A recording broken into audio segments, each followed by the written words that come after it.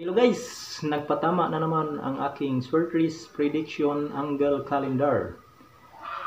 Laging tatandaan po kapag tumataya ng 3 digit sa Philippine Lottery Lotto ay kukuning guide ang evening draw result ng 3 digit, and then maghahanap ng naka-angle sa aking Swertres Prediction Angle Calendar, and then count 4 from last digit ending ng result.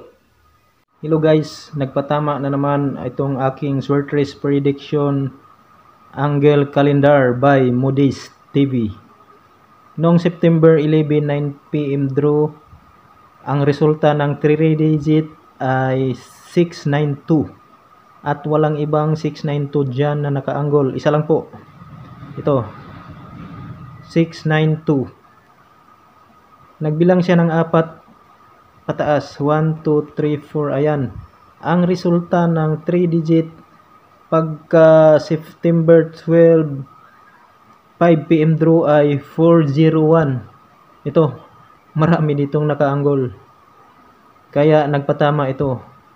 Yan ang guide kung ano ang resulta ng 9 PM draw sa 3 digit National Lottery dito sa Pilipinas. Ayon ang kukuning guide kapag tumataya ng 3 digit kinabukasan. At kagabi, September 12, 9 PM draw ay 709. Ito po, medyo dalawa ang dulo. 709 at ito pang isa 709. Sana susunod sa guide ito. Sana tatama ito mamaya, September 13, 5 PM draw or evening draw.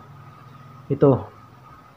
Count 4 from last digit ending ng result. Ang guide, ito po. 709. Kung magbilang siya pababa, ito.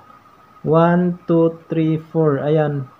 Pwede itong mga number na nandito tayaan. Itong 082 or 028 or 086.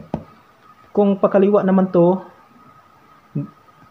example lang to, baka dito sa pakaliwa siya susunod. Ito, 709, count 4 pakaliwa, 1, 2, 3, 4, ayan. Pwede din tong 468 or 486. Sana tatama to para makabawi tayo. Pwede din tong kasi dalawa magkaparehas, 709, 1, 2, 3, 4, ayan. 408, kuha. Tapos sa kabila, 709, 1, 2, 3, 4, ayan. 408. Makukuha mamaya. At ito, pwede rin tong 468. Yan. Ano lang to, analyze. Pero maraming beses na to nagpatama ang aking Swertres Prediction Angle Calendar. Kahit i-search nyo ang aking Facebook page na Swertres Prediction, nahack po yun. Maraming beses, marami akong mga tutorial doon. Kaso nahack, hindi na ako maka-access, hindi ko na ma-open yun.